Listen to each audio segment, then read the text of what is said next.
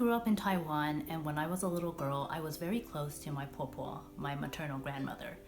And when I was 5, I moved from Taiwan to the United States, and my Popo stayed behind, so we kept in touch through long distance phone calls and yearly visits.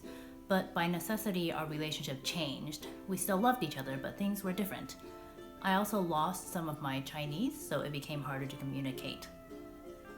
My grandmother passed away when I was a teenager, and since then, in the years intervening, I'll have dreams about her.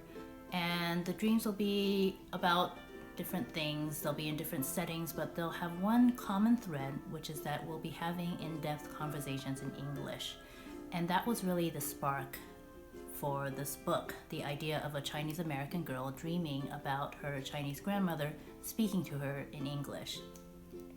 It really means a lot to me to have the editor, the author, and the illustrator of this book all be Taiwanese American, because while we all have our own family histories, all of us, we saw something of ourselves in this book, and it really just added so much weight to our work. We all just wanted to tell the story in as authentic a way as possible.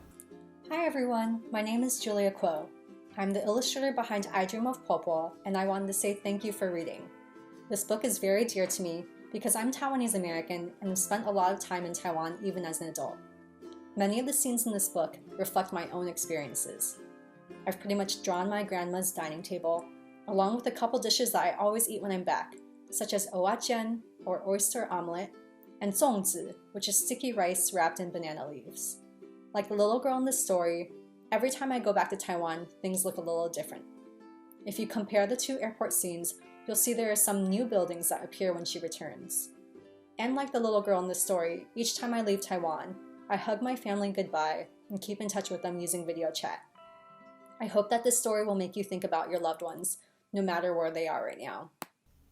And so I hope people, when they read this book, whether they are Chinese or from another culture, that it will remind them to think of their families, to think of the things that keep us apart, and also the power of love to bind us all together.